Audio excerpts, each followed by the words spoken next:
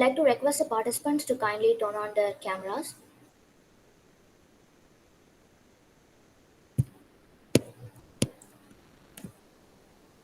Good evening to one and all present here.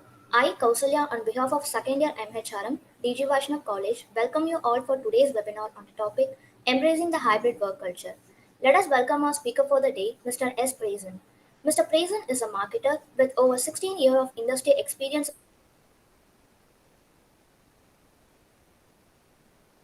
in the marketing field. He has done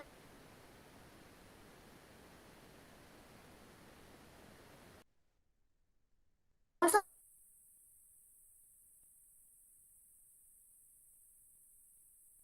an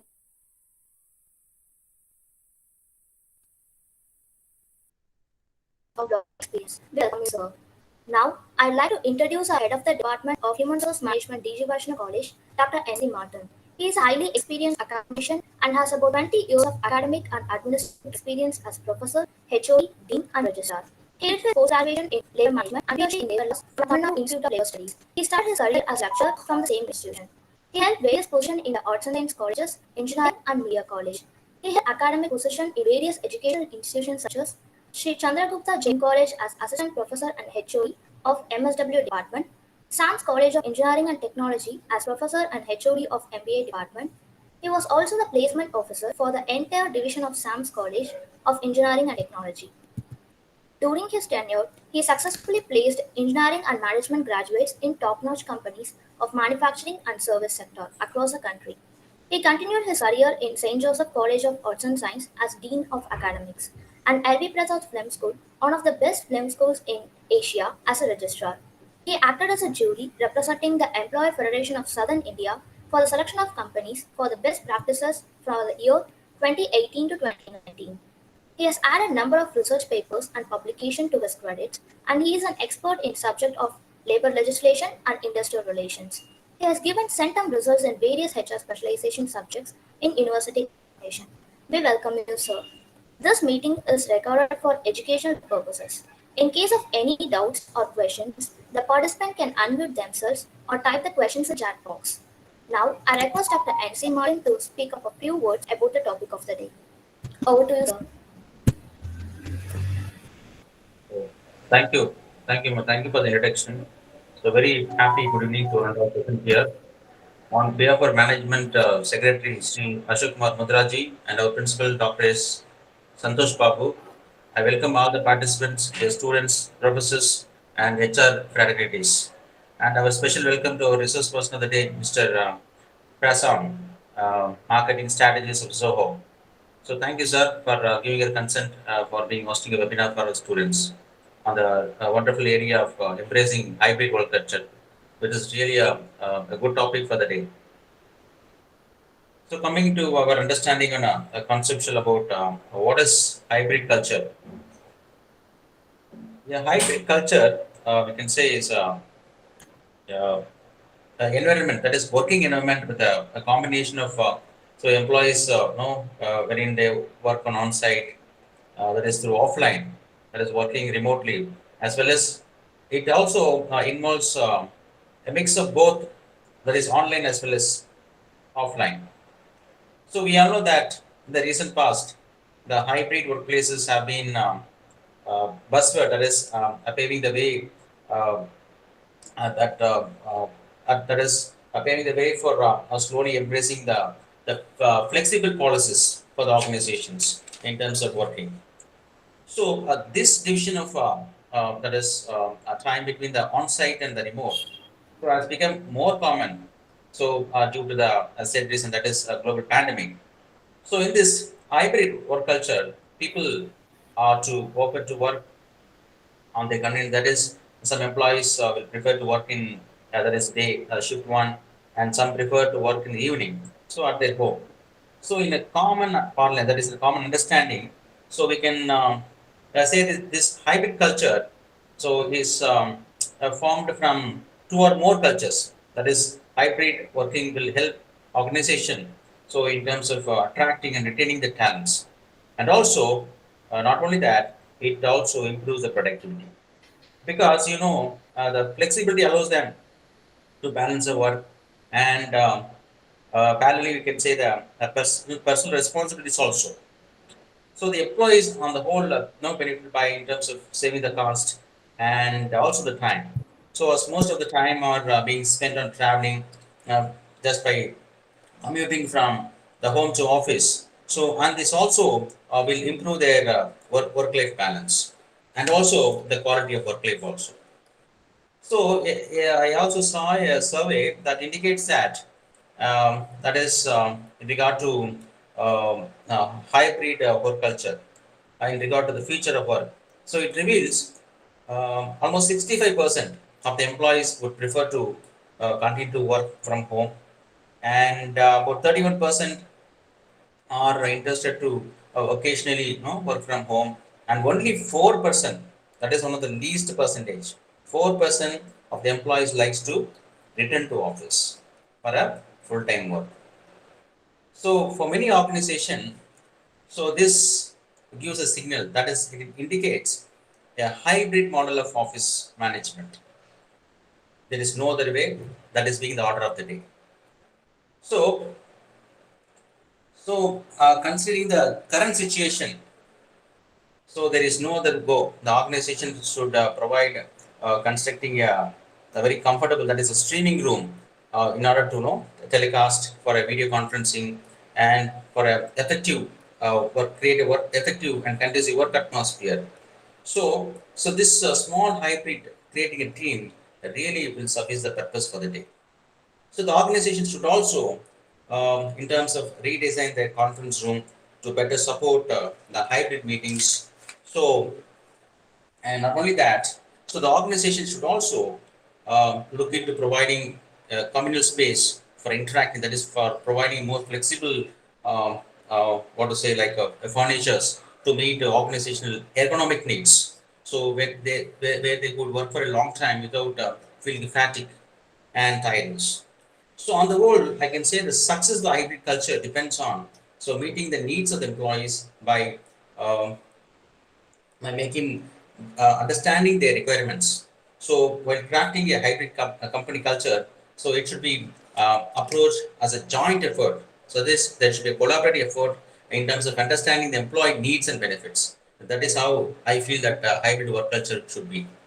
So with this, I conclude the session and leave the session to the resource person to throw much light in and have his expertise and experience on a very good topic of hybrid work culture. Thank you. All the best.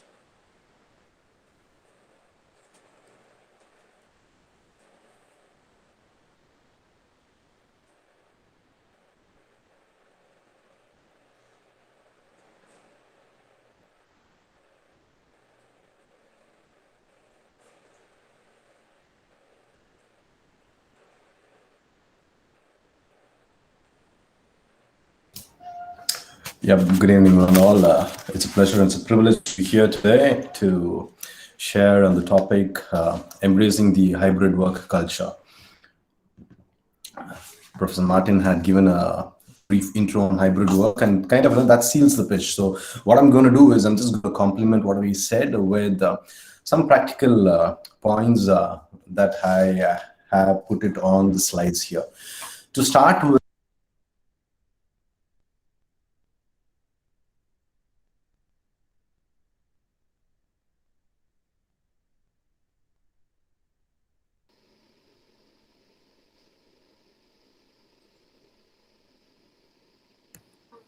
No? Sir, sorry to disturb you. Your mic is on mute, sir. Yeah.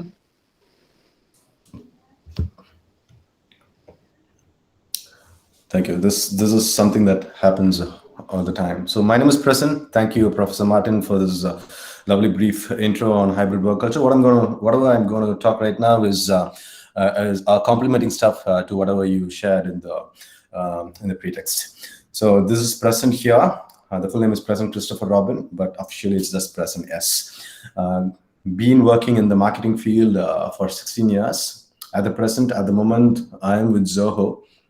Zoho has around, you probably might have known about Zoho, so I'm not going to talk much about Zoho, but the thing is, at Zoho, there are 50 plus products in which there is a product called Zoho Click, and I am handling the marketing functions of Zoho Click.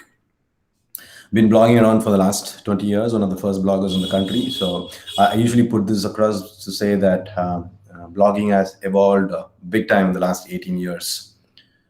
Apart from marketing, one area that I specialize is in the field of management psychology, because that's one area that kind of pulled me totally into the field of management. So probably as students of management, you probably would be closely associated with Peter Drucker and Philip Kotler's books on marketing.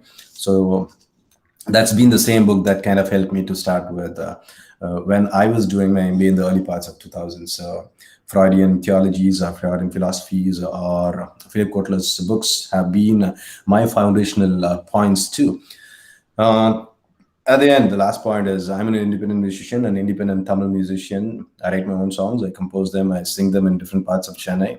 Not performing much in the last 2 years because of the pandemic, but I make it a point to incorporate some of my songs in the presentation. So I'll do definitely pitch in with a song of mine here in this presentation.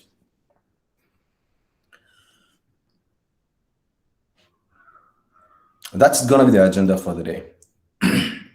I'll start with a little bit of intro about what hybrid work is. Professor Martin has given an intro. I'll just complement it with my own points. The pros of hybrid work, the challenges or the cons of hybrid work, and 3 pillars of hybrid work, which are essentially needed for you to sustain or be successful in a hybrid working environment in the future. So those 3 pillars are going to be communication, time management, and conflict management, and then we'll wrap it up. So what is hybrid work? We'll start with this intro on hybrid work. Remember these 2 terms, synchronous and asynchronous. These 2 terms are absolutely needed for you to get a grasp of what hybrid work is all about. 100 years ago, we are in 2021, less than 100 years ago, we kind of, got this whole system of a 6-day work. Before that, people were working across the week, across the month without a break. And then came in the concept of a 6-day work with Sunday being called as a weekend. Then across different cultures, this became a 5-day work culture. So Saturday, Sunday became weekends, and Monday to Friday became weekdays. And we are enjoying the fruit of that particular demarcation right now. In some countries, because of religious or because of religious festive seasons, this Saturday and Sunday weekend was kind of shifted towards Thursday and Friday, especially in the Muslim countries as well as in the Jewish countries. So in certain countries, we could see this weekend starting on Friday evening. In certain countries, it'll start on Thursday evening itself. So in India, we are enjoying this fruit of having the weekend starting from Friday evening till Monday morning. So hybrid culture is a mixture in which you work from home as well as work from an office location. Till 2 years ago, I never knew what this whole thing was. This is a buzzword, as Professor Martin mentioned in the beginning. This is a buzzword right now, but till 2 years ago, we didn't practically experience hybrid work. I was going to office. You guys were going to college. Probably you might be the COVID batch, so you might not have come to college. You might be having online classes throughout. I do not know. But the thing is, when it comes to hybrid work culture, it is going to be the future. It's definitely going to be the future, whereas most organizations are actually thinking about incorporating working from office and working from home. From last 2020, February onwards, I've been working from home. So I've been working in a culture which is not hybrid. I've been working remotely. The remote work culture is what I've been facing in the last 500 days. So more than 1.5 years, I've been working remotely. And it was a challenge when suddenly, after COVID came in, we all moved indoors to work. It was a big time challenge, basically because till then, if I have to have a meeting with my team, all I had to do was pull them into a conference room, 5-6 people. We just discuss about things. We strategize. We mark the operational line items that are needed. We make all the tactical moves. Then we fix the timelines, and then we say, okay, let's go out, and that's it. So calling in a meeting and taking decisions was really easy and simple. But when it came to remote work, it was not the case. We had to be indoors at different houses, different places, separated by screens like this. One of the major reasons why I insisted on having this, everyone having this video on, is basically because It's more than almost 2 years since I've seen faces to talk. Most of the time we talk over calls without any visual connection. So that's one of the major reasons. Like, we are losing this face-to-face communication big time.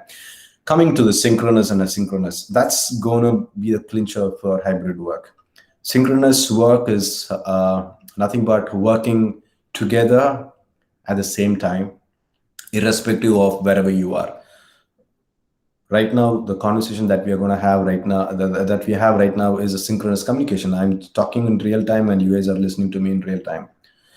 It becomes asynchronous when this is recorded and uploaded on YouTube or on in a different in a video platform. So people might be listening to this talk a day after, or a week after, or maybe a month afterwards. That's basically asynchronous work style, where people work together, yes, but at different times.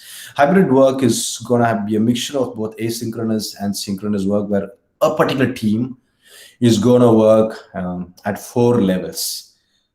Let's see synchronous work to start with. Number one being, a team is going to work together, staying together.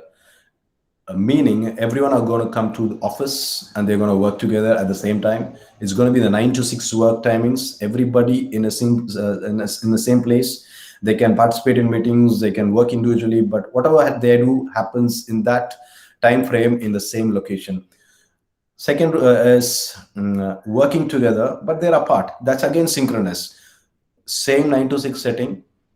The team is going to work together, but some of them are going to be in office, some of them are going to work from home or from coffee shops or from different locations. So there are problems here, because some of them will be physically present in the work location, some of them are not going to be present in the work locations. So synchronous work, when people are working in different locations, is going to be tough, because it might result in people taking a lot of time to come up with their work output.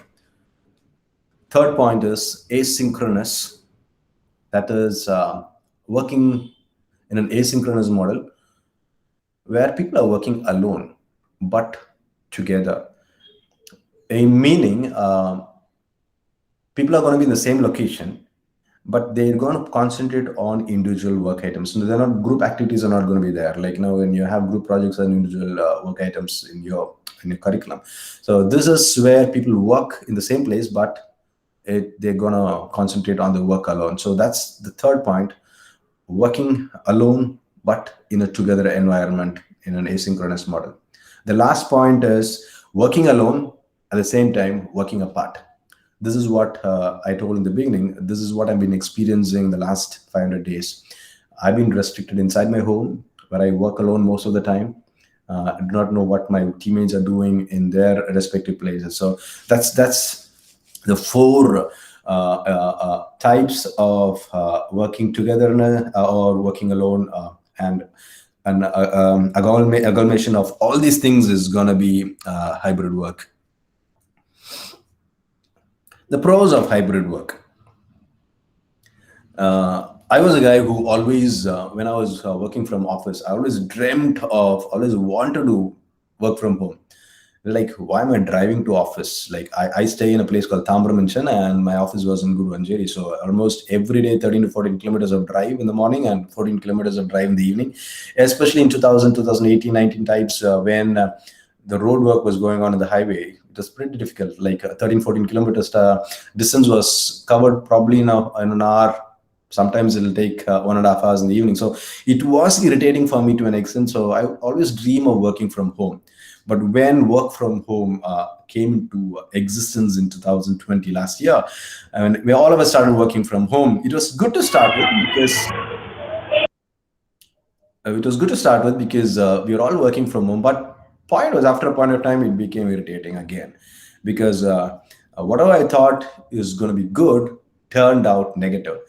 The pros of hybrid work is, number one is, it's going to bring in a lot of peace, because it offers flexibility, and it's going to empower employees to work to their strengths. In turn, it's going to boost productivity. So by encouraging a culture that is going to view remote work as a positive alternative to completing deep focused tasks in the office, the teams can find a good balance of creativity and collaboration. So working from home, you're going to have a lot of peaceful time and you're going to deliver well. That's the number one pros of hybrid work. The number two is you're going to have more time with the family. You can choose to spend more time at home, and that's going to be a wonderful thing that in which you're going to have more time with the family. The challenges in hybrid work. The picture speaks for itself. So that's one of the major challenges. There's no blurred line between work and home, in which you might be pulled into run some errands, you might be pulled in to help your family members in household work, you might end up cooking at the time when you're supposed to have meetings or when you're supposed to deliver some work.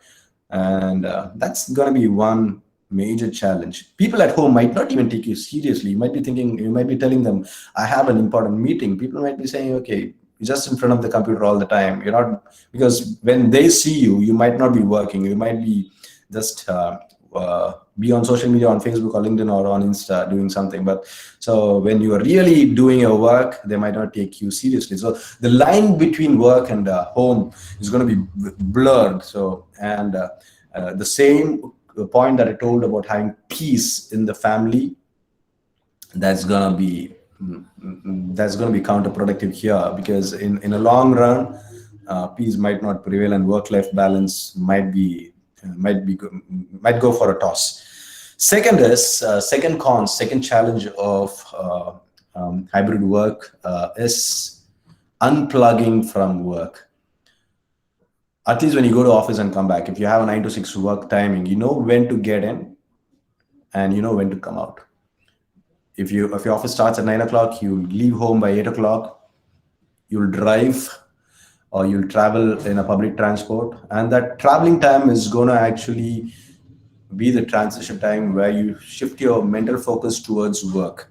From home, whatever things are happening at home, you're going to mentally move towards your work in office. So that's going to help you to transition to work style at 9 o'clock. And the evening after work is done, again, your travel back home will actually help you to look forward to meeting your family members, where you unwind, where you guys go shopping at in the evening hours. So that's going to help. But in hybrid work environment or in a remote work environment, the unplugging from work is going to be difficult. You might not be able to unplug at evenings at 6 o'clock. Sometimes you might start working at 12 o'clock, because most of researchers have shown in the last 1.5 years after remote work has set in, people are waking up pretty late. Like, you might have probably experienced yourself. You might be sleeping pretty late in the nights, like 3 o'clock or 4 o'clock early in the morning. That's what I would say. And just like this Vadivel comedy, where Vadivel says that, like, your the time when he wakes up and the time when he sleeps and the time when the rooster crows is at the same time. So that's a reality right now, because in the last 1.5 years, especially in the last 4 or 5 months, most of us are really active on Clubhouse. We are on different rooms talking nonsense or talking sense, but at the same time, that's kind of gives us sleepless nights most of the time, and we wake up as late as 10:30 or 11 o'clock in the morning. So even the kind of work we do, it's kind of pushed around, so we don't have a 9 to 6 work style anymore. That's the second challenge. That's unplugging from work is going to be really difficult, and is gonna definitely take a big hit on our mental health. That's the third point. Finally, the fourth point is the workspace. If you don't have a proper workspace, it's gonna hamper your day-to-day environment. If I can actually shift my camera, so this is my bedroom, this is where I sleep, this is where I work. So that's a desk in the corner. So most of your study time is also like that. I hope so. I see some of you sitting on your couches, some of you on your dining table, some of you are in your bedrooms. So last 1.5 years has been like this for most of us also. So I don't know how it's gonna be. Like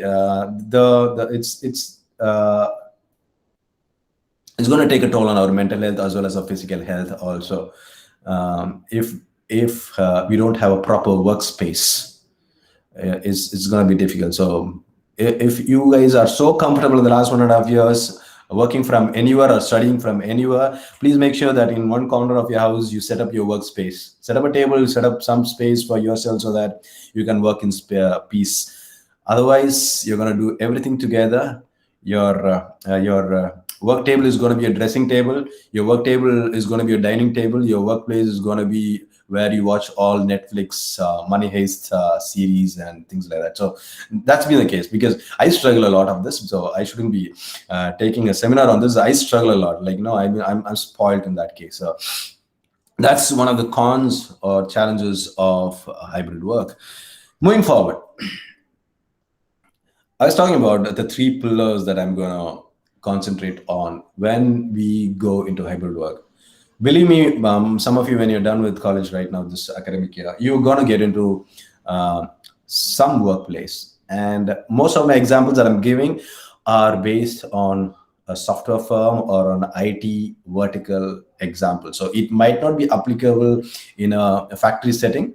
It might not be applicable in a different setting, but if at all, so take it with a pinch of salt. Whatever I'm going to say is going to mainly apply to an IT setting or a software setting. And most of you, 90% of you, are going to be in such a setting because of the amount of work, amount of jobs that are open in this particular area. So that's the first pillar in hybrid work. That's communication. And it's going to be helpful for you also as students, because this is the biggest problem for most of us. The biggest communication problem is that we don't listen to understand, we listen to reply. Stephen Covey's words. If you read his book, The 7 Habits, this guy has made a wonderful statement saying that the biggest problem is that we don't listen to understand, we listen to reply. If you're on Clubhouse, you might have experienced this. People coming on top to speak, they don't listen to understand, they listen to just voice out their opinions.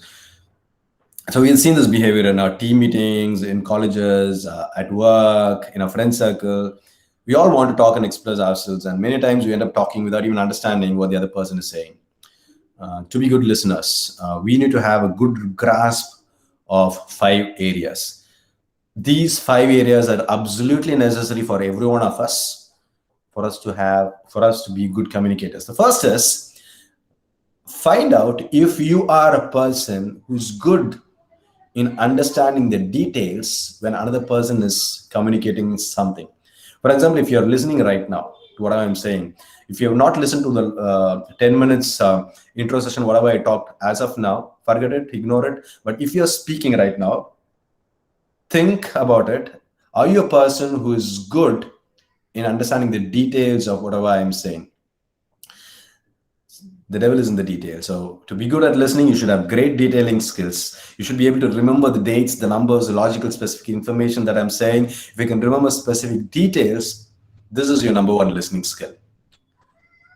Some of us will not be able to understand, remember dates, numbers, will not be getting into the details. We all listen, most of us listen on a surface level to understand the crux. So give attention to deadlines and dates when people say something. If you don't have a sharp memory, it's always good to note it down in a piece of paper, or use a planning tool to note down your plan.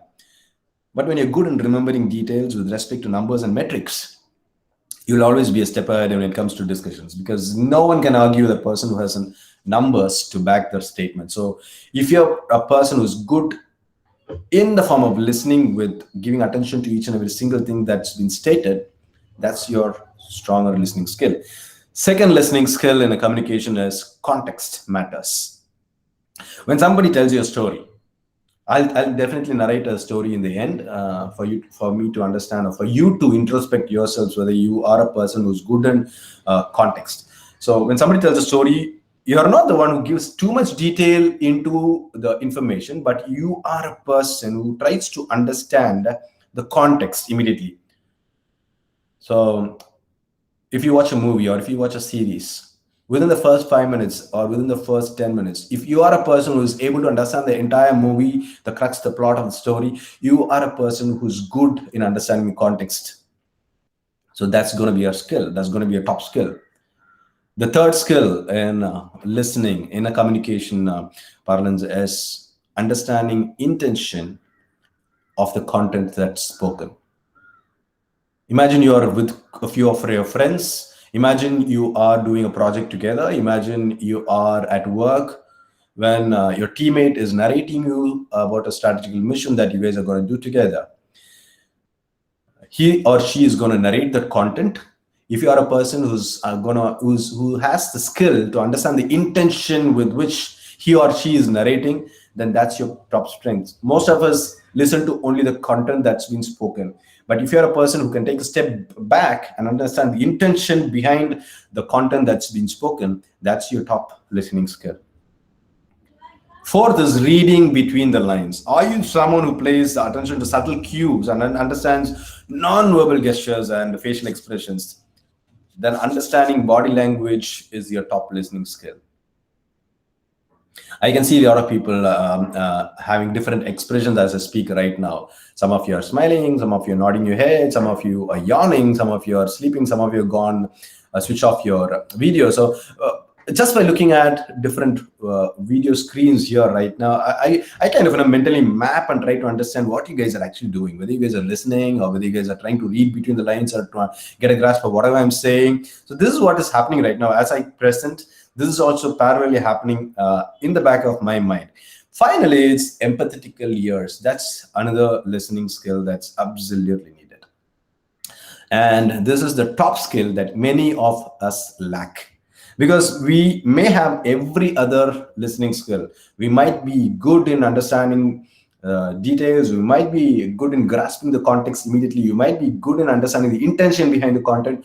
We might be good in reading between the lines. But we might not have empathetical ears. If we don't have empathetical ears, we'll end up hurting others with our words. If you end up hurting the sentiments of others in a conversation, maybe you lack empathetical words. You might be good in logical reasoning. You might have wonderful articulating skills, but try to analyze if you are a person who hurts the sentiments of others all the time. Then that means you don't have an empathetical ear and you don't have an empathetical listening skill. So understand which is your strong core listening area and sharpen those skill sets.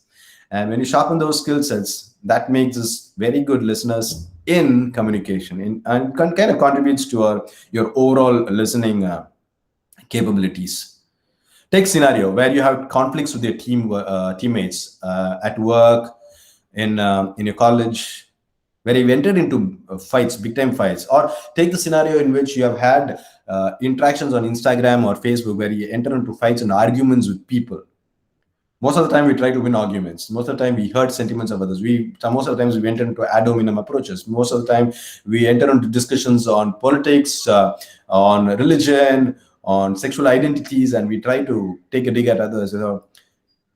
Analyze the pattern in which you enter into argument. Analyze what is your key strength in these 5 points. If you find out your core areas, you find you are lacking in certain of these pointers, then you can sharpen those areas and you can be effective listeners. I'm going to get deeper into listening skills. Conversation skill at workplace.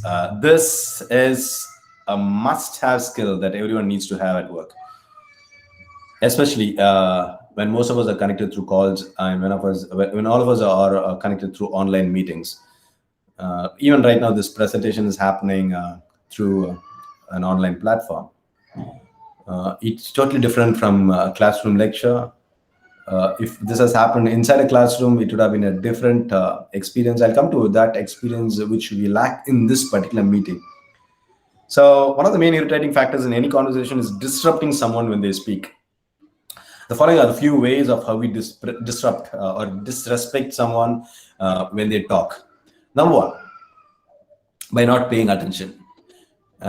When your professor is talking to you guys, you may be typing some document or you might be reading some other stuff in a different tab.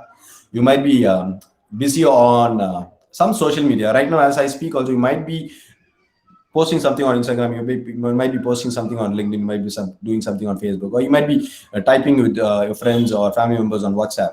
By doing so, you're not paying attention to the meeting. So this is good. It's multitasking, yes, but at the same time, while in a meeting, when you do it, you aren't disrupting the meeting. You're not actually coming in the way between me and the presentation. The reason why I call it a disruption is, even though you're not disrupting the talk right now, you're not paying attention, and because of this fact, you're allowing some other work to come between you and the conversation that's happening. So this is the number one pain point in listening skill, or in this is a factor, contributing factor for poor listening skill. That's poor listening skill. Second point, most of us are PhDs in interrupting others because we always want to jump in and talk. Imagine you're in a coffee shop with your friends.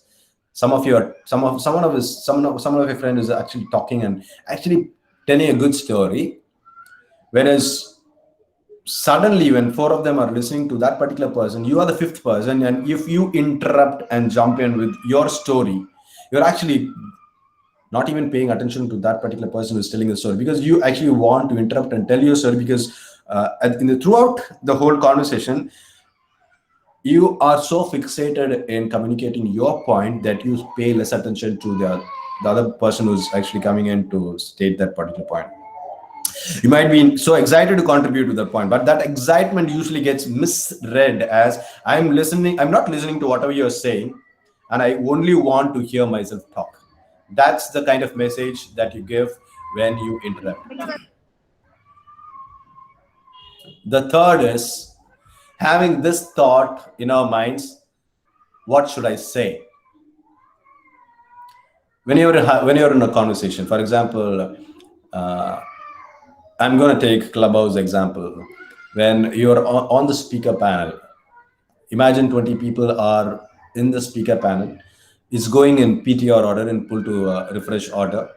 When one person is speaking, you are fifth in queue. So the third person is talking right now. You would know that after the fourth person, you will be given the chance to speak. So when the third person is talking, you might not be even listening to what the third person is talking.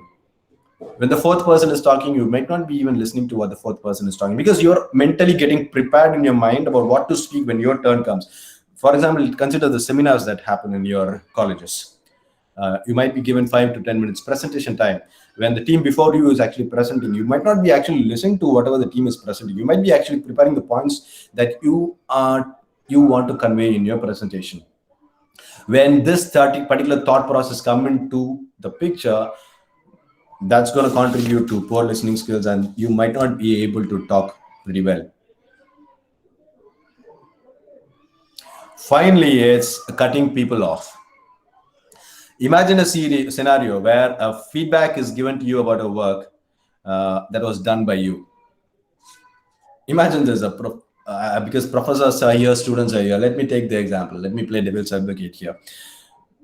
Your professor is giving a feedback about a work that you are doing. Instead of listening to the whole feedback, if you jump and start arguing with each and every single point, the person who is giving a feedback may actually feel irritated, because they'll feel that they'll actually feel they are unheard. Or imagine the other way around. When you are giving a feedback to your professor, if you are a professor, if you're cutting your student off, and if you're trying to answer them without even understanding the whole question, the student might think that you didn't even get the full question, but you're trying to answer that. So cutting people off is a bad listening skill. You might have understood the question the other person is putting forth, but it's better to wait till the question is over, make the other person feel comfortable, and then answer. So these are 4 major attributes which contribute to poor listening skills. So I'll move to one area right now. Please give me a moment. I'll just change my Wi-Fi settings. I'll just change my Wi-Fi settings. The power is off here. I'm on 4G right now. Give me 15 to 30 seconds time.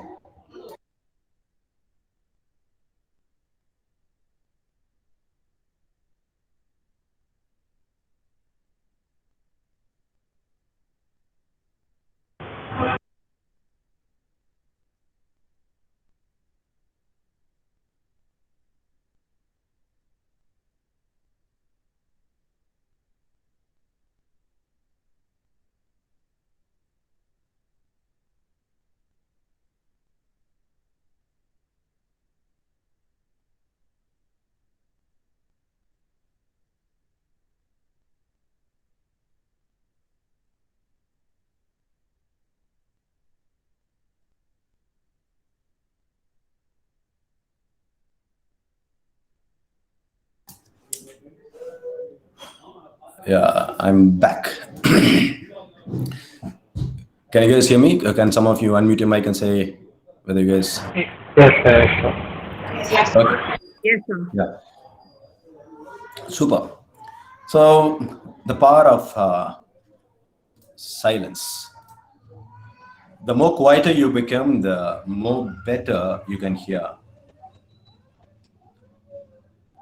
The more quieter you become, the more powerful you can hear.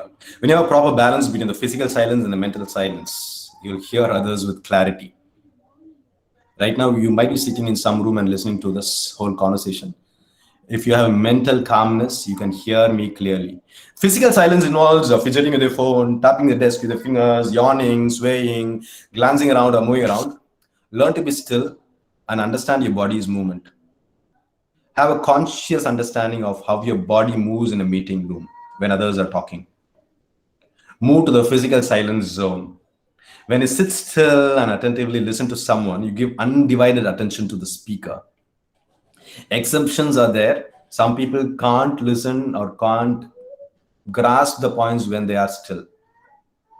So when you're physically and mentally silent, you tend to listen and grasp better. That is why we have breaks, we have meditations, we have silence times, even in colleges and even at work. So that particular break helps you to regroup and recoup and work better. The next time when you are in a meeting with your boss, try to get into the perfect silence zone and practice the art of being silent. So that's going to help you to listen better.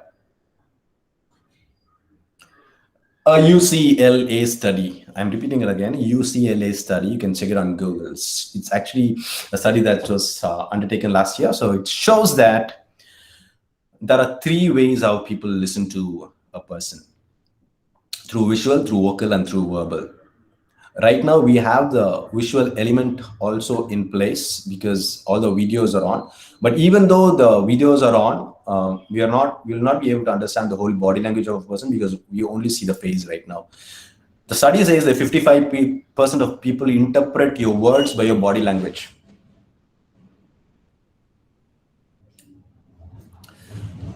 38% of people interpret your attitude based on the tone in your voice. So 55% people see your visuals and understand what you are saying, and 38% people understand your vocal tone. If you have a very harsh tone, they'll know that you are actually raising your voice, you are angry. And only 7% people interpret your attitude. The spelling is wrong in attitude here. Forgive me for that. 7% people understand your attitude based on the words you use. The habits to avoid. Number 1 is diverting the subject. How would you feel when you reach out to your colleague for an answer to a problem, and instead of giving a solution, they talk about a totally unrelated subject? If this is how you feel, please don't put others in a spot like that. Because with less face-to-face interaction, it becomes all the more difficult when you fail to address the work needs of your fellow colleagues, your fellow students. It's going to be really difficult. So do not divert the subject when another person is talking. Second, scene zoning. If you are in relationships, this is one technique that we follow. You might be scene zoning your boyfriends and girlfriends is. You might be scene zoning our family, friends, or relatives. They reply, we reply to their messages after a day, trying to keep that distance. So we might be good in it, but in a work environment, never do that to your work colleague, your boss, because that is taken as a very, very bad behavior. All these points that I'm stating right now are points that will help you to communicate better. So if you pull in all these things together, that's going to help you. Most of us have this racing brain syndrome. Racing brain syndrome means that your brain runs faster than whatever you're going to speak, whatever you talk. So as I speak this sentence right now, I already have 4-5 points in my head right now. My brain is actually running in front of me, and whenever I speak, I'm actually trying to follow my brain. And when this brain syndrome happens, the brain might be running like Usain Bolt, and I might be following like Inzamam Hug. So, and when that happens, I might swallow some words. I might not complete my sentences. Sometimes I end up talking really fast. You might not even understand what I'm trying to say. So we have to be calm. We have to slow down our speech. We have to slow down our thinking processes so that we actually speak crisp and clear. I'm getting into the second point.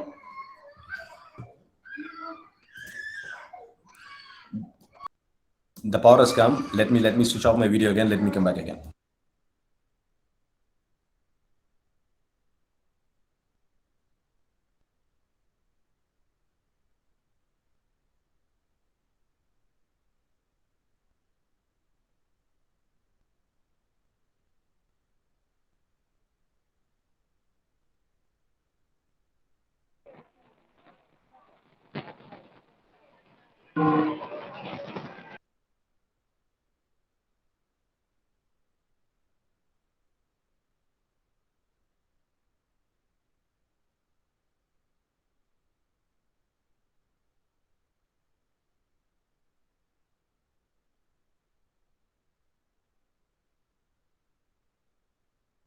Excuse me, this power fluctuations are really bad here.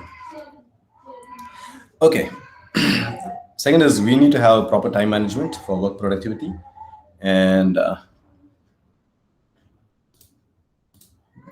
okay, I'm going to directly dive into 2 time management principles. The first one is the Pomodoro Technique. You have to Google it up to understand this technique. I'm not going to talk too much about this technique. It is a technique which helps you to work better, to study better. I follow this technique personally. So the amount of time I spend to work in a day is only 4 to 5 hours. And the time that I took to deliver work used to be some 8 to 10 hours in the past. Right now, I have brought it down to just 4 to 5 hours. Same amount of work using this technique. It's all about working with proper breaks. It's all about working without by giving undivided attention. It's all about concentrating on work so that you can effectively deliver whatever you say or whatever you are working on. So just type it down, the Pomodoro Technique. Understand this image. I'm not going to explain this technique more. The Google is going to help you for that. And the reason why I'm not explaining this much is because this technique can be understood better only if we practically implement it in our lives. This is a second technique in time management. It's called the Azinhar Metrics. Azinhar is it's an old is a former president of the United States of America. So he was from the army. So he introduced this technique. There are 1 second.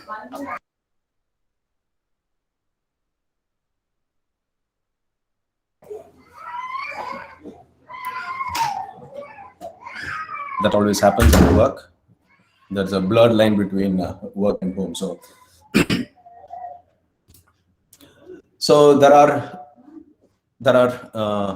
2 metrics. One is important work and less important work on the y-axis, and on the x-axis it's urgent work and less urgent work. You mark a 2 by 2 column, and based on whatever metrics your work falls under, you'll be able to work accordingly. For example, if you have a work that's really important and that has to be delivered immediately, point number one, do it immediately.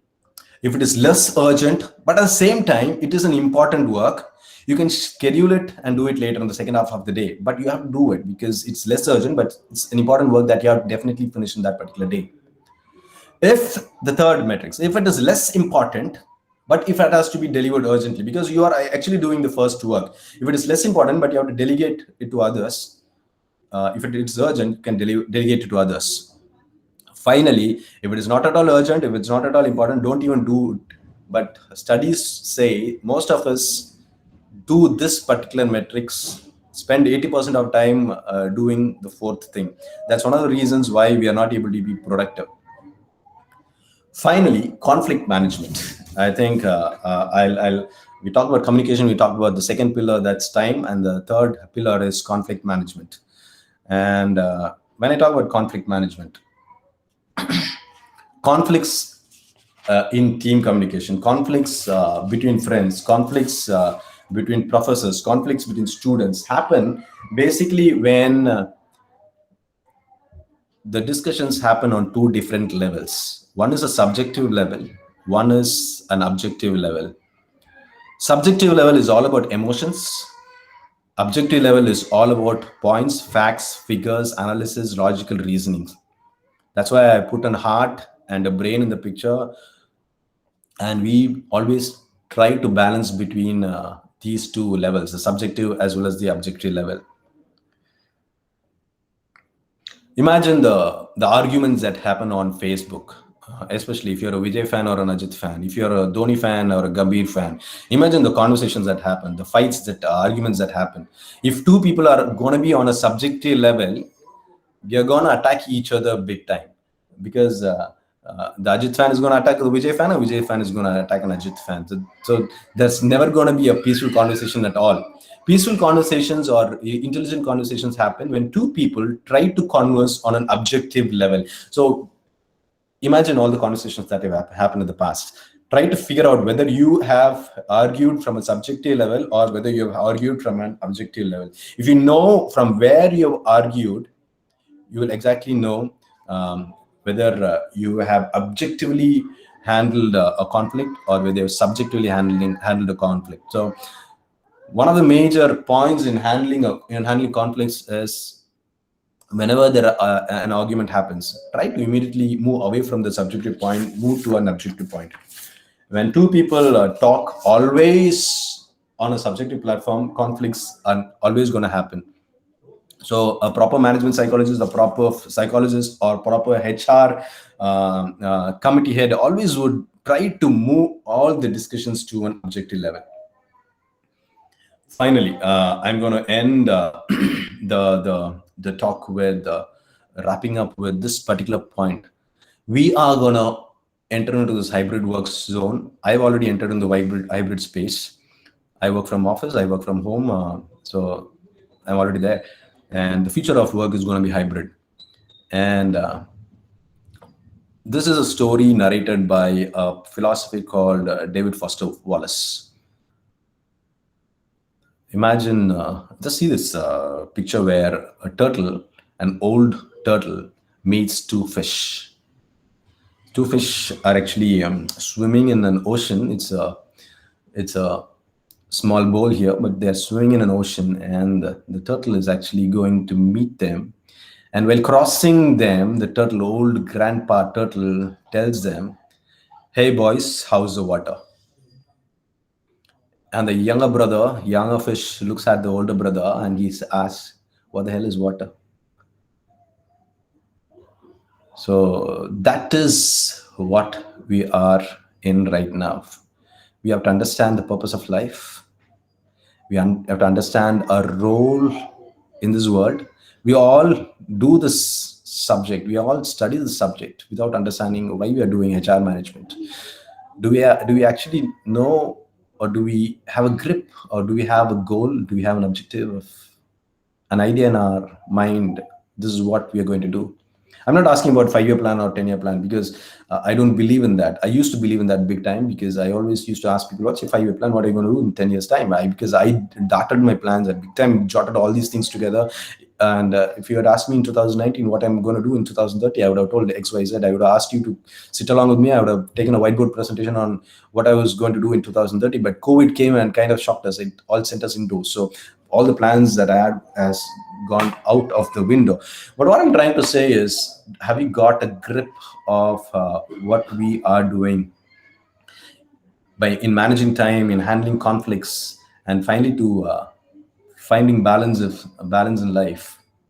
You have to understand the time is water, and when I say time is water, what I'm saying is we are living in a time space, and we have to give importance to time. So we have to respect time. That's the ultimatum that with which I conclude. I think at the beginning of the session, I was telling you guys that I usually end with a song, and I imagine that same fish and bowl picture that I showed. That's a picture that was given by a person called David Foster Wallace in his talk on YouTube. You can check it out on YouTube. Just type David Foster Wallace, and you can see a 20 minutes philosophical talk on time and water. And a friend of mine called K. Vasuki had written a song on it. He's from the Tamil independent music scene. He was a part of the band called Kurangan. They are not together anymore, but they kind of dismantled the band. But the song kind of encapsulates entire presentation in a 3-minute format. So that's what I'm going to do right now. Okay, I'll just share screen again, because if you want to see the screen and listen to me, that'll be even more better, because you'll get an even better understanding of the song. You guys can see the screen, right? Yes, sir. Yes, sir.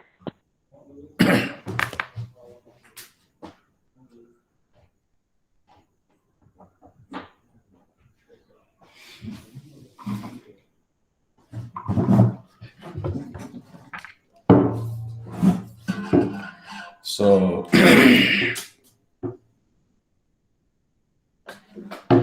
yeah.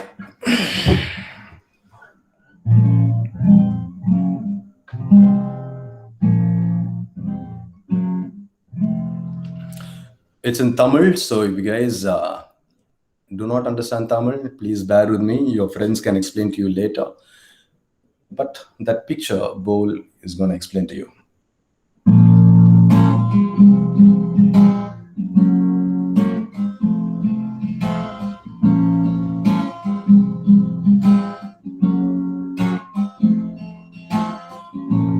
ரெண்டு குட்டி மீன்கள் மெல்ல நீந்தி போச்சான்.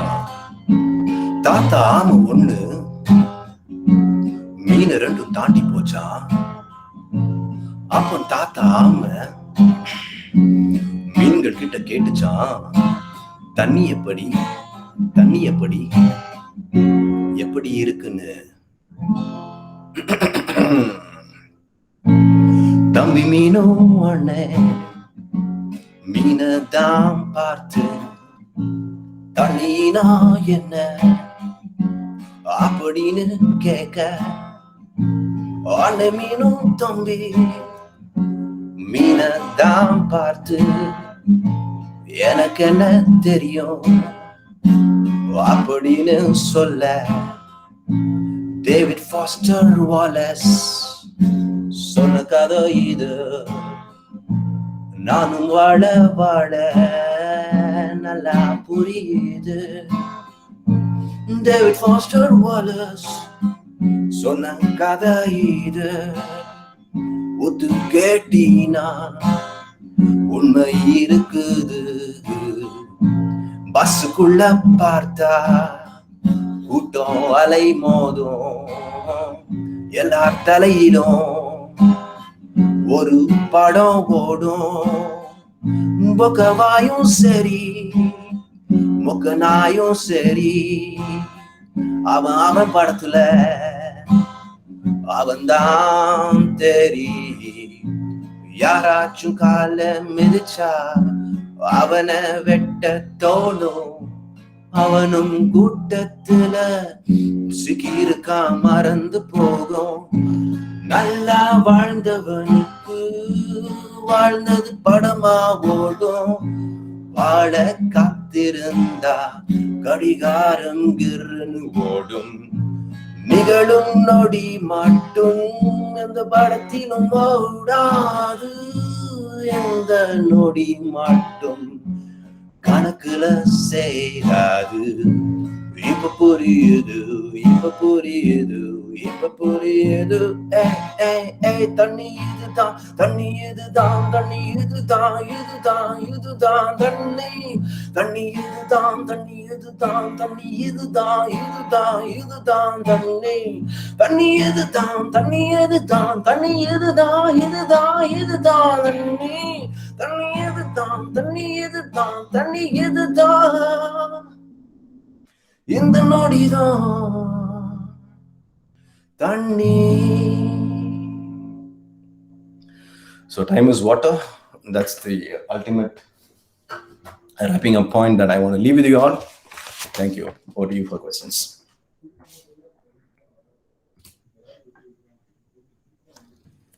Students, if you have any questions, please type it in the chat box or unmute your mic and ask.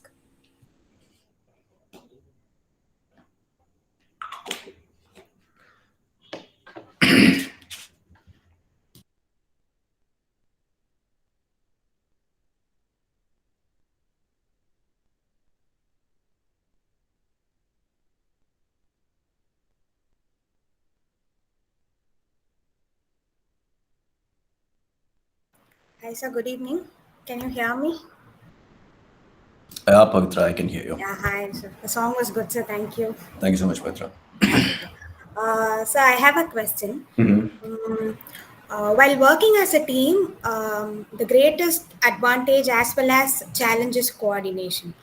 So in case in future, if employees have given an option to choose between any one of the culture, and if they... Any one of the culture as in coordination and? No, sir. I mean like working in virtually or offline. In that case, like if half of the team is working in one part and another part, will that coordination takes up more of a disadvantageous part than? There's cons as I said earlier. There are pros and cons as well, because in my team, I prefer going to office right now because I've had enough of working from home. So I started going to office, but at the same time, some of people who work with me, they work from home, and some of them have babies to attend to. So for example, so I don't have meetings between 11 o'clock in the morning till 2 o'clock in the afternoon. So I have to kind of, work in such a way, and we have to make those adjustments, and a team has to adjust accordingly. So in the past, we used to have all this rigid work style, but those things have gone out of the window right now because of all these things together. And as long as people can contribute well, it doesn't matter whether we work from home or work from office. So unless and until if people are going to throw in a lot of excuses all the time, it doesn't matter whether they're working from office or working from home. And if the team is really good, if the team strategizes well, if the team plans well in advance, I think they definitely be able to deliver properly, even when there's going to be a work from home as well as work from a hybrid setup. But as you rightly asked, the cons are more like, especially when it comes to work productivity, definitely it's going to take a hit. And that's one of the reasons why all these tools that we work with, for example, the Google Meet tool that we are using right now, a lot of features have been added in the last 1 year. Zoom has come up with a lot of features. The tool that I work for called Zoho Click, that's again a meeting and communication tool, collaboration tool. A lot of things have come into the picture, like sharing screens and drawing using a whiteboard where both of us can actually interact with each other and draw on the same whiteboard. All these features have been incorporated in all these tools. So the marriage between the tools as well as in the real life sentiments is actually taking place. Hope somewhere we'll find a balance. I do not know how it's going to be, but I'm just experiencing in the last 2 years, just like you also, hoping for the best. Yes, sir. I'm getting it. Thank you. Thank you, Petra.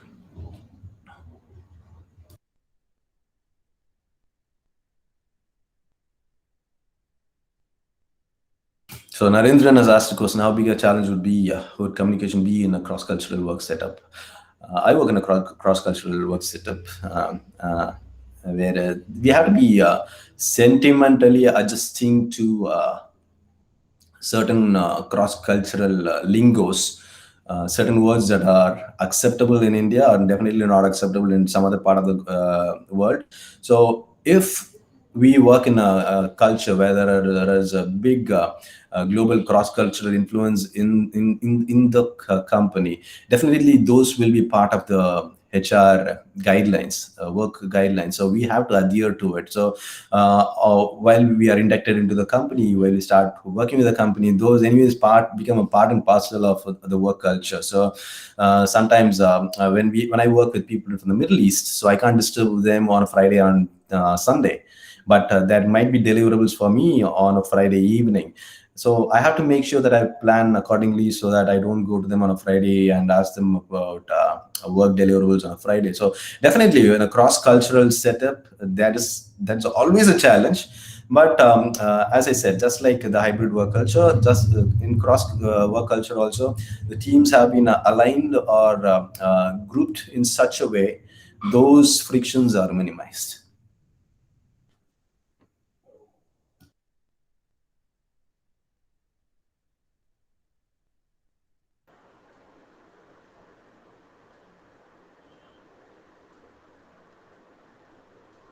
You're welcome, Narendran. Uh, so good evening. Thanks for an amazing song. It was so unique. Hi, Raji. Yep. You're Yeah, welcome. it was so unique, and thanks for the song. So, um, in hybrid culture, you have so much of demerits when it like you will have work-life balance is going to be little more tough, right? So, do you have any suggestions to combat that, like to attain a balance in that? Okay. One of the major things is definitely a workspace. We should have a proper workspace. Otherwise, the remote work experience is going to be really hellish. And we have to have a proper discipline, especially with respect to time. So that's one of the reasons why I threw open those two time productive techniques. One is the Pomodoro, one is the Heisenberg. There are a lot of techniques. The Pareto 80-20 rule is there. There is a pickle jar theory. There are a lot of work techniques that will help a lot of people. But what has personally helped me is this Pomodoro technique. When I work alone, I use this technique. When I work with a group, I use the Eisenhower technique. So these two are tried and tested techniques for me personally, and it has helped me. And eat well, sleep well on time. Basics. Now, party so we have to go back to the basics, go back to the roots. Sometimes things that we took it for granted all these years, I think those are special things in life. But at the same time, we have the luxury of spending more time with family. That's definitely not was the case in the past.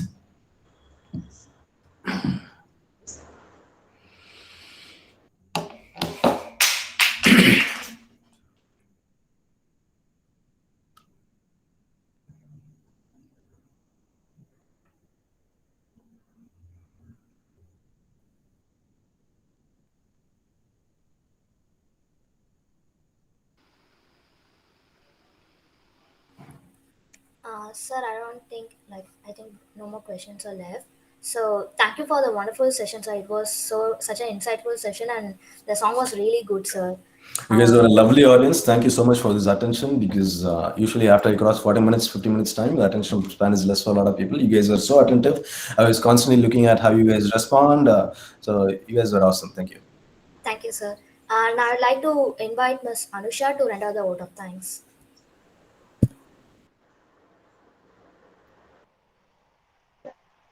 Before you're a leader, success is all about growing yourself. When you become a leader, success is all about growing others. I, Anusha of second year MAHRM, take this wonderful opportunity to thank our esteemed speaker, Mr. Prason, marketing strategist at Zoho, for sharing his valuable insights and knowledge on the topic, embracing the hybrid work culture. I would like to share a few key takeaways from today's session. Hybrid work culture is a mixture of synchronous and asynchronous work culture. The pros of hybrid work culture include work from home offers peaceful time to deliver more productivity, and also employers get in return a family time. The challenges of hybrid work culture is that unplugging from the work is very difficult. Mental health and the physical health as well is affected.